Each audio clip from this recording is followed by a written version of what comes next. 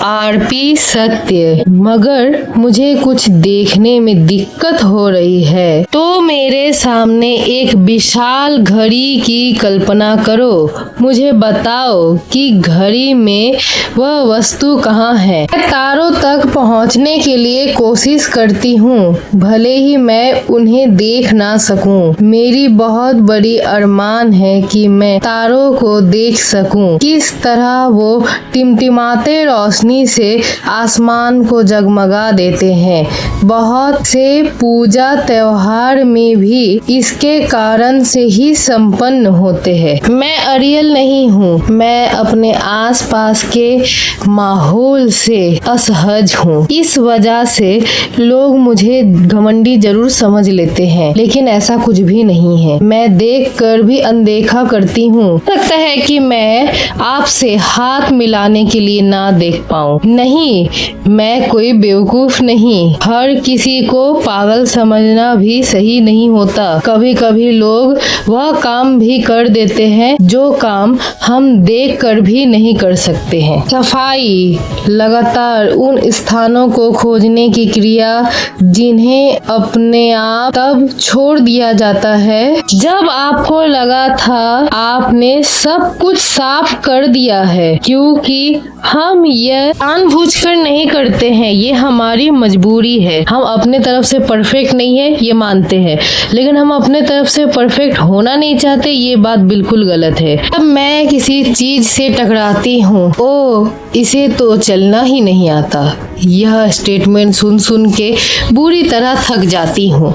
उम्र ढलते जाते हैं, लोगों के अलग अलग मजाक तो सुनना ही पड़ता है, सहना पड़ता है, उससे कुछ नया सबक लेना पड़ता है। लेकिन कौन जाने हम पे क्या बीतती है, हमें कैसा लगता है। आज हमारे पास इसका कोई जवाब नहीं है, सिर्फ और सिर्फ इसलिए क्योंकि कोई इसे जानना ही नहीं चाहता, वरना हम तो इसके बारे में लाखों चीज बताने को तैयार है। तंत्र होने से लेकर किसी पर निर्भर होने तक की स्थिति को स्वीकार करना अत्यंत कठिन है। जब तक आशा है तब तक जिंदगी है, वरना अंधेरे का सामना करना है। ये बात लोगों के लिए सचमुच बहुत भ्रामक होती होगी। जब हम पूरी ताकत से बिजली के खंभों, मेजों, कांच के दरवाजों और गीले फर्श वाले संकेतों जैसे वस्तु से टकराते हैं और फिर ऐसे निकल जाते हैं जैसे हमें कोई फर्क ही नहीं पड़ा हो। इस वजह से ऐसा करते हैं ताकि दुनिया हमारा उपहास न बनाए। लेकिन फिर भी दुनिया वालों को क्या है, लोगों का काम है कहना, कुछ तो लोग कहेंगे। मैं वैसा नहीं जैसा आप समझते हैं। अगर तुम मुझे कुछ देने की कोशिश कर रहे हो तो मुझे बता देना। जब मैं अपनी हाथ बढ़ाऊं तो उसे सीधा मेरे हाथ में दे देना। कल को वो नीचे गिर जाएगा तब भी मेरे लिए परेशानी ही होगी।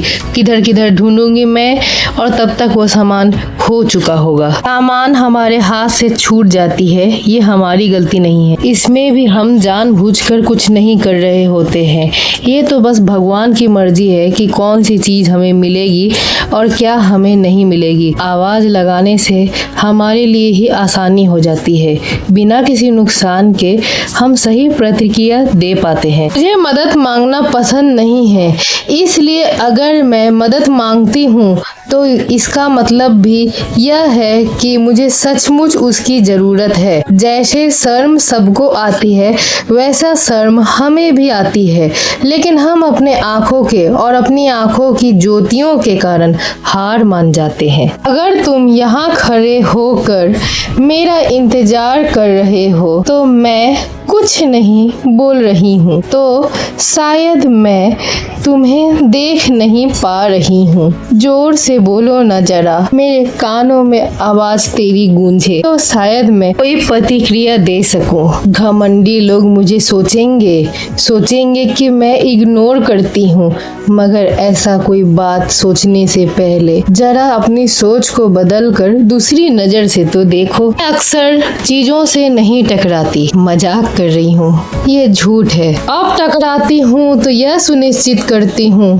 कि मैं उस पर कितनी ताकत से प्रहार करूँ कि वो कमरे में उड़ जाए। भगवान के लिए कृपया अपनी कुर्सियों को दूर ढकेलें। मुझे बहुत चोट लगता है, दर्द होता है, आंसू निकलते हैं। कुछ लोग दुकान से अच्छा महसूस करते हुए निकलते हैं क्योंकि उन्हें अच्छा सौदा मिला। मैं दुकान से अच्छा महसूस करते हुए निकलती हूँ क्योंकि मैंने किसी को शादी से नहीं मारा।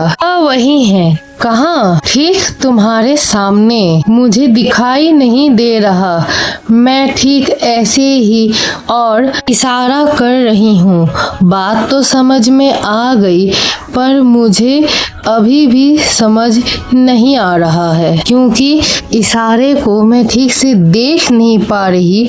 तो कोई मुझे मुंह से बोलकर बोलेगा तब ना समझ में आएगा। मैं असभ्य हूँ? नहीं, असभ्य तो तब है जब आप एक ऐसे व्यक्ति पर गुस्सा कर रहे हो जिसके पास देखने वाली छड़ी और जो स्पष्ट रूप से दृष्टिहीन है और यह गलती से आपसे टकरा गए तो आप उसे असभ्यता का नाम दे रहे हैं। असभ्य तो वो लोग हैं जो हम आरपी पेशेंट की कष्ट जानकर भी मजाक उड़ाते हैं, अपने बच्चों की तुलना हमसे करते हैं। असभ्य तो वो भी हैं जो हमारे सारे कष्टों को जानते हुए हमें सही से पढ़ाना लिखाना और कुछ सिखाना नहीं चाहते।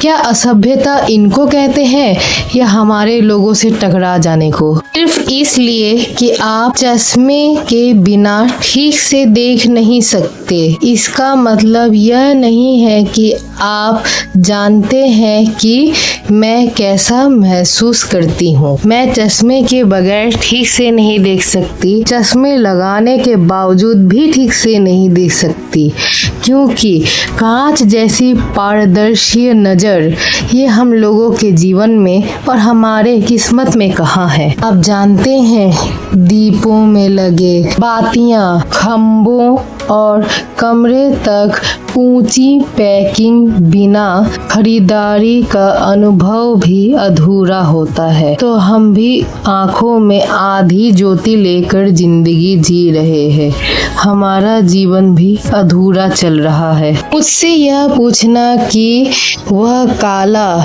नेवी ब्लू या गहरा बैंगनी है, सही विचार नहीं। ये आंखों का दुख हम किसे बताएं? हमसे कोई कलर पूछे तो इसे हम सही से कैसे जताएं? आरपी का एक ये भी सत्य है कि रेटिनाइटिस पिगमेंटोसा की परिभाषा कम या बिना किसी संकेत के दृष्टि प्राप्त करने के लिए सीखने से भरा जीवन। उम्मीद है आप लोगों को ये वीडियो पसंद आया होगा। आप लोग प्लीज चैनल को सब्सक्राइब कीजिए, बेल आइकन को जरूर दबाइए और आप चाहे तो मेरी मदद सुपर थैंक्स या सुपर चैट से भी कर सकते हैं। तब तक के लिए बाय बाय।